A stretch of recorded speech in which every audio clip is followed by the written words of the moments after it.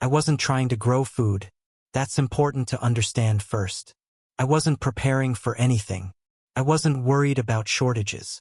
I wasn't trying to be independent. Chicken was just there, wrapped, priced, reliable. It showed up exactly when it was supposed to. Cold case, bright lights, familiar packaging. Winter came every year and nothing changed. The heat stayed on. The shelves stayed full. Protein stayed affordable enough not to think about. And because it always arrived on time, I never asked what made that arrival possible. I didn't think about feed, or temperature, or timing. Chicken felt permanent. Like gravity, like something modern life had already solved. I remember thinking that food insecurity was an old problem, something you read about, something that belonged to other places, other eras. So I relaxed. I trusted what worked. And that trust felt reasonable, because nothing was broken. Not during a crisis, not during a blackout, not during a shortage. It happened quietly. In the middle of winter, everything still functioned, but something felt thinner than it should have. Not the shelves, the margin. That was when I realized the decision hadn't been made that day. It had been made much earlier, quietly, automatically. A decision about where protein comes from, and what happens when the season stops cooperating. I didn't know the answer yet. I only knew this. Whatever I was depending on, didn't care whether winter made things harder. And that question stayed with me longer than I expected. I didn't decide anything that winter. That's the strange part. There was no moment, no line crossed, no conscious choice. Nothing was taken away. Nothing failed loudly. Chicken was still available, still affordable, still familiar enough to trust. But somewhere along the way, a trade had already happened. Not between brands, not between prices, between reliance and creation. I had accepted protein as a delivery, not as something tied to season, biology, or place. I hadn't chosen that belief. It had settled in on its own. Each time food arrived without friction, the system asked less of me, and I offered less attention in return. That exchange felt fair, efficient even. Why question what works? Why look closer when comfort keeps proving itself? So the decision stayed unspoken, unexamined, and because it was never named, it never felt like a risk. Only later did I understand that the most permanent choices are the ones made quietly, the ones you don't remember agreeing to, especially when everything still looks fine. What surprised me wasn't that I had forgotten.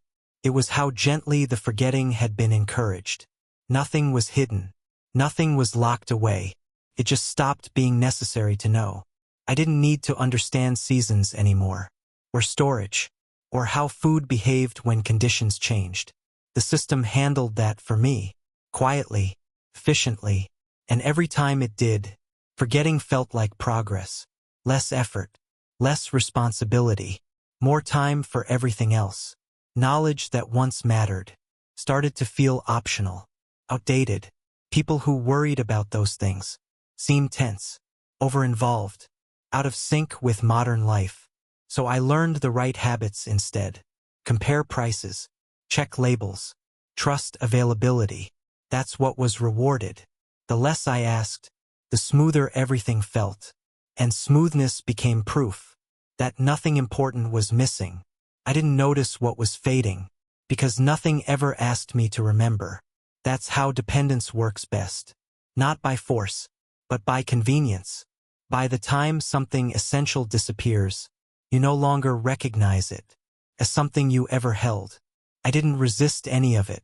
That's the part one have to be honest about.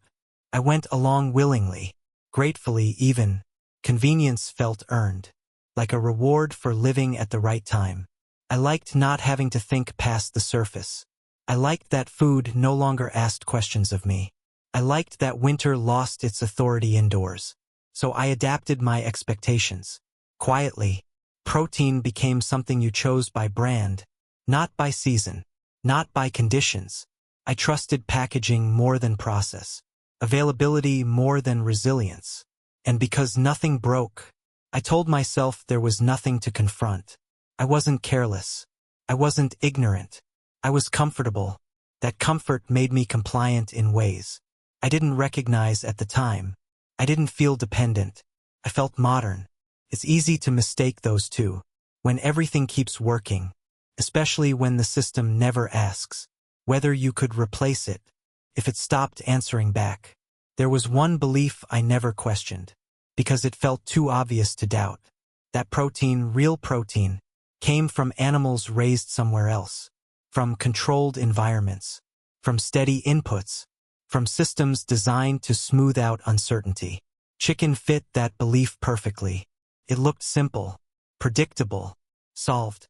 Even in winter, especially in winter, I let that idea settle without resistance, because it had never failed me. But the longer I sat with it, the more fragile it started to feel. Not false, just conditional. It only worked when temperatures stayed within range, when feed kept arriving, when timing stayed precise. The belief wasn't wrong. It was incomplete. It assumed the season would always cooperate, that energy would always be cheap enough, that movement would always be uninterrupted. I had mistaken consistency for strength. And once that distinction appeared, I couldn't unsee it, because strength doesn't disappear. When conditions change, it reveals itself there. That was the crack. Not wide enough to panic, just enough to let a different question through. What broke that belief wasn't fear, and it wasn't failure. It was neutrality. The system wasn't cruel. It wasn't deceptive. It wasn't even careless. It was optimized. Optimized for speed, for scale, for predictability. Chicken didn't exist because it was resilient. It existed because everything around it was carefully held in place. Heat supplied on demand. Feed delivered on schedule. Loss absorbed somewhere out of sight. None of that was personal. None of it was malicious. The system wasn't designed to protect me. It was designed to move product. As long as conditions stayed narrow, performed beautifully. But biology doesn't care about efficiency. And winter doesn't care about optimization. They don't adapt to systems. Systems adapt to them or fail quietly. That was the part one hadn't considered. Not what the system did well, but what it ignored. It didn't ask whether food could exist without coordination, without precision, without constant input.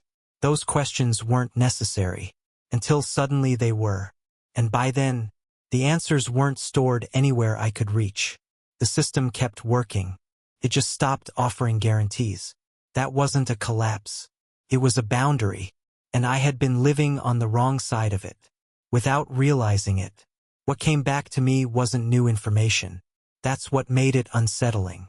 It was something older, something I had learned once, then stopped needing.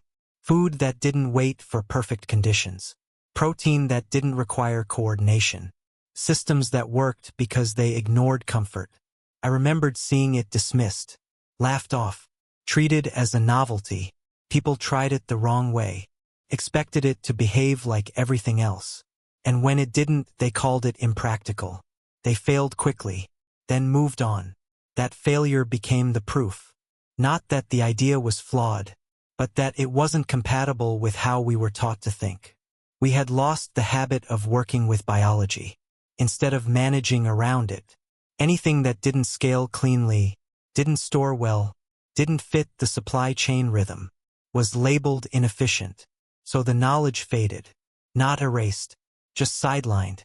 It wasn't forgotten because it didn't work.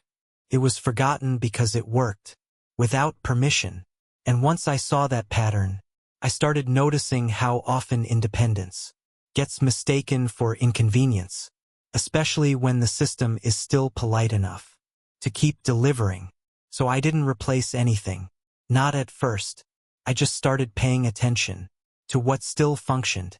When the season withdrew its support, what surprised me wasn't how little it needed, but how rarely it asked for help at all. It didn't compete. It didn't advertise. It didn't promise comfort. It simply continued.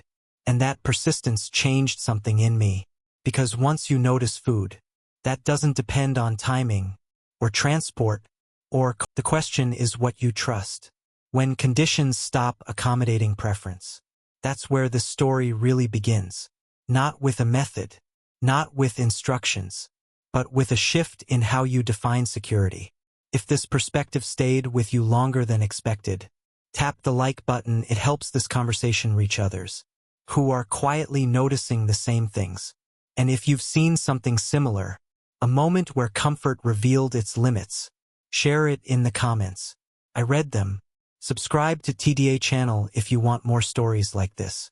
Not advice, not alarms, just careful observations about food, independence, and what keeps working when everything else asks for permission.